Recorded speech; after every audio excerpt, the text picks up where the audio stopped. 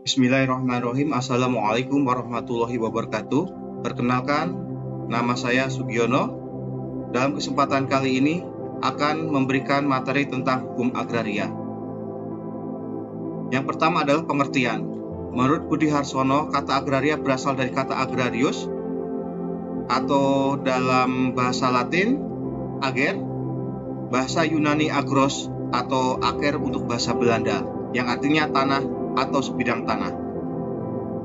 Agrarius adalah perladangan, persawahan, atau pertanian. Menurut Kamus Besar Bahasa Indonesia, agraria yaitu urusan pertanian atau tanah pertanian, juga urusan pemilik tanah. Menurut lingkungan administrasi pemerintah, agraria adalah tanah, baik tanah pertanian dan non-pertanian. Pengertian hukum agraria adalah serangkaian kaidah dan hubungan yang mengatur hak penguasaan atas bumi, air, ruang angkasa, dan kekayaan alam yang terkandung di dalamnya. Hukum jenis ini juga dapat dimaknai sebagai seperangkat aturan tingkah laku manusia yang berlaku dalam masyarakat yang mengatur hak-hak penguasaan atas sumber daya alam tertentu. Menurut Subekti, hukum agraria adalah keseluruhan daripada ketentuan-ketentuan hukum, baik hukum perdata maupun hukum tata negara, maupun pula hukum tata usaha negara yang mengatur hubungan-hubungan antara orang termasuk badan hukum dengan bumi, air, dan ruang angkasa dalam seluruh wilayah negara, dan mengatur pula wewenang-wewenang yang bersumber pada hubungan-hubungan tersebut. Menurut Utrecht, hukum agraria dan hukum tanah menjadi bagian hukum tata usaha negara yang menguji perhubungan-perhubungan hukum istimewa yang diadakan akan memungkinkan para pejabat yang bertugas mengurus soal-soal tentang agraria melakukan tugas mereka itu. Menurut Lemar, hukum agraria yang mengandung bagian-bagian dari hukum privat di samping bagian-bagian dari hukum tata negara dan administrasi negara juga dibicarakan sebagai satu kelompok hukum yang bulat. Dalam Undang-Undang Nomor 5 Tahun 1960 tentang Peraturan Dasar Pokok-pokok Agraria memiliki dua pengertian agraria sebagai berikut. Satu, pengertian agraria secara luas dapat kita temukan dalam pasal 1 ayat 2 Undang-Undang Pokok Agraria, meliputi bumi, air, ruang angkasa. Untuk lebih lanjut, bumi meliputi permukaan bumi, tubuh bumi di bawahnya, dan yang berada di bawah air. Pasal 1 ayat 4 Undang-Undang Pokok Agraria. Air meliputi perairan pedalaman maupun laut wilayah Indonesia, pasal 1 ayat 5 Undang-Undang Pokok Agraria. Ruang angkasa adalah ruang di atas bumi dan air, pasal 1 ayat 6 Undang-Undang Pokok Agraria. Yang kedua, pengertian agraria secara sempit dapat kita temukan dalam pasal 4 ayat 1 Undang-Undang Pokok Agraria, yaitu tanah. Perkembangan hukum agraria di Indonesia. Era kolonial. Pada masa penjajah Belanda, hukum agraria di Indonesia didasarkan pada asas-asas hukum tanah kolonial Belanda. Sistem ini memberikan hak kepemilikan tanah kepada perusahaan-perusahaan Belanda dan elit pribumi, sementara masyarakat adat kehilangan akses dan kendali terhadap tanah mereka. Kedua, reformasi agraria. Setelah kemerdekaan Indonesia, upaya reformasi agraria dilakukan untuk mengatasi ketimpangan kepemilikan tanah dan memperluas akses masyarakat terhadap sumber daya tanah. Undang-Undang Pokok Agraria tahun 1960 menjadi landasan hukum agraria yang mengatur tentang penguasaan, pemilikan, dan pemanfaatan tanah. Pasal 3 atau nomor 3 perubahan kebijakan agraria. Seiring dengan perubahan politik dan ekonomi Indonesia, kebijakan agraria juga mengalami perubahan era Orde Baru 1967-1998 yang menekankan pada pengembangan pertanian modern dan investasi besar-besaran. Sedangkan era reformasi setelah 1998 memberikan perhatian lebih pada perlindungan hak-hak masyarakat adat, petani, dan nelayan. 4. Sengketa tanah dan penyelesaiannya. Perkembangan pada hukum ini juga melibatkan penyelesaian sengketa tanah yang kompleks. Sengketa antara pemilik tanah, perusahaan, dan masyarakat adat menjadi isu penting. Undang-Undang Nomor 5 Tahun 1960 tentang Peraturan Dasar Pokok Agraria dan beberapa regulasi lainnya telah dibuat untuk mengatur penyelesaian sengketa tanah. Kelima, perlindungan hak masyarakat adat. Pengakuan dan perlindungan hak-hak masyarakat adat dalam hukum agraria semakin diperketat diperkuat dengan adanya undang-undang yang mengatur tentang pengakuan wilayah adat, hak ulayat, dan pengelolaan sumber daya alam oleh masyarakat adat. Sumber hukum. Yang pertama, sumber hukum tertulis. Undang-Undang Dasar 1945, khususnya pasal 33 ayat 3, di mana dalam pasal 33 ayat 3 ditentukan bumi, air, dan kekayaan alam yang terkandung di dalamnya dikuasai oleh negara dan dipergunakan sebesar-besar kemakmuran rakyat.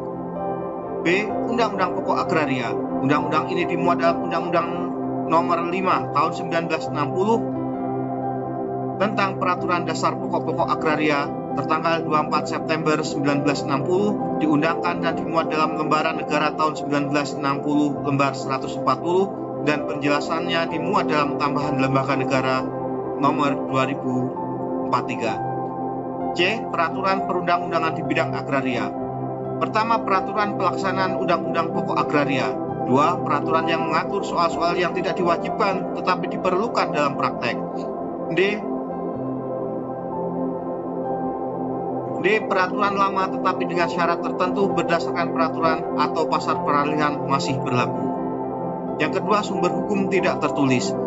A. Hukum adat yang sesuai dengan ketentuan pasal 5 Undang-Undang Pokok Agraria, yaitu sepanjang tidak bertentangan dengan kepentingan nasional dan negara, berdasarkan atas persatuan bangsa, berdasarkan sosialisme Indonesia, serta berdasarkan dengan peraturan-peraturan yang tercantum dalam undang-undang ini dan dengan peraturan perundangan lainnya, dan berdasarkan segala sesuatu dengan mengindahkan unsur-unsur yang bersandar pada hukum agraria.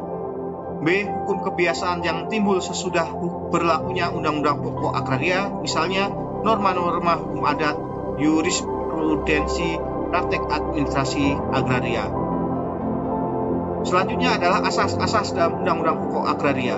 Dalam Undang-Undang Pokok Agraria terdapat 8 asas hukum dari hukum agraria nasional. Oleh sebab itu, dalam setiap pembentukan peraturan pelaksanaan Undang-Undang Pokok Agraria harus berlandaskan atas atau menjewai asas-asas yang dimuat dalam Undang-Undang Pokok Agraria. Berikut 8 asas tersebut. Pertama, asas kebangsaan. Menurut pasal 1 ayat 1 Undang-Undang Pokok Agraria, seluruh wilayah Indonesia adalah kesatuan tanah air dari seluruh rakyat Indonesia yang bersatu sebagai bangsa Indonesia, dan seluruh bumi, air, dan ruang angkasa, termasuk kekayaan alam yang terkandung di dalamnya sebagai karunia Tuhan Yang Maha Esa dan merupakan kekayaan nasional Indonesia. 2. Asas tingkatan yang tertinggi. Bumi, air, ruang angkasa, dan kekayaan alam yang terkandung di dalamnya dikuasai oleh negara. Asas ini didasari pada pasal 2 ayat 1 Undang-Undang Pokok Agraria. Sesuai dengan pendirian tersebut, perkataan dikuasai di sini bukan berarti dimiliki, akan tetapi adalah pengertian yang memberikan wewenang kepada negara sebagai organisasi kekuasaan bangsa Indonesia pada tingkat yang tertinggi. Ketiga, asas mengutamakan kepentingan nasional dan negara berdasarkan atas persatuan bangsa daripada kepentingan perseorangan dan golongan. Dalam pasal Undang-Undang Pokok Agraria, sekalipun hak ulayat tanah bersama menurut hukum adat masih diakui keberadaannya dalam sistem hukum agraria nasional, akan tetapi karena pelaksananya berdasarkan asas ini, maka untuk kepentingan pembangunan masyarakat, hukum adat tidak dibenarkan untuk menolak penggunaan tanah untuk pembangunan dengan dasar hak ulayat. Sehingga negara memiliki hak untuk membuka tanah secara besar-besaran, misalnya untuk kepentingan transmigrasi, area pertanian baru, dan alasan lain yang merupakan kepentingan nasional. 4. Asas semua hak atas tanah mempunyai fungsi sosial. Asas ini tertulis dalam pasal 6, berarti bahwa hak atas tanah apapun yang ada pada seseorang tidak dapat dibenarkan bila digunakan atau tidak dipergunakan semata-mata untuk kepentingan pribadinya, terutama apabila hal tersebut menimbulkan kerugian bagi masyarakat. 5. Asas hanya warga negara Indonesia yang dapat mempunyai hak milik atas tanah. Asas ini dapat ditemui dalam pasal 21 ayat 1 Undang-Undang Pokok Agraria. Hak milik adalah hak tertinggi yang dapat dimiliki individu dan berlaku selamanya. Hak milik tidak dapat dipunyai oleh orang asing. Asas ini tidak menyangkut warga negara Indonesia yang menikah dengan orang asing, karena saat menikah terjadi percampuran harta, sehingga pasangan warga negara Indonesia yang memiliki hak milik akan kehilangan haknya. Yang keenam, asas persamaan bagi setiap warga negara Indonesia. sesuai dengan pasal 9 ayat 2 bahwa tiap warga negara Indonesia baik laki-laki maupun perempuan mempunyai kesempatan yang sama untuk meroleh suatu hak atas tanah serta mendapat manfaat dan hasilnya, baik bagi diri sendiri maupun keluarganya. Yang ketujuh, asas tanah pertanian harus dikerjakan atau diusahakan secara arif oleh pemiliknya sendiri dan mencegah cara-cara bersifat pemerasan. Asas ini terdapat pada pasal 10 ayat 1 Undang-Undang Pokok Agraria. Munculnya kegiatan land reform atau agraria reform, yaitu perombakan mengenai pemilikan dan penguasaan tanah, sehingga tanah yang dimiliki atau dikuasai seseorang tetapi tidak digunakan sebagaimana mestinya dapat digunakan untuk hal-hal yang bermanfaat. 8. Atas tata guna tanah atau penggunaan tanah secara berencana. Dalam pasal 14 ayat 1 Undang-Undang Pokok Agraria, untuk mencapai apa yang menjadi cita-cita bangsa dan negara Indonesia dalam bidang agraria, perlu adanya suatu rencana mengenai peruntukan, penggunaan dan persediaan bumi, air, dan ruang angkasa untuk berbagai kepentingan hidup rakyat dan negara. Rencana ini dibuat dalam bentuk rencana umum yang meliputi seluruh wilayah Indonesia, kemudian dirinci lebih lanjut menjadi rencana-rencana khusus tiap daerah. Demikianlah yang dapat saya sampaikan tentang hukum agraria. Mudah-mudahan bermanfaat bagi kita semua. Wassalamualaikum warahmatullahi wabarakatuh.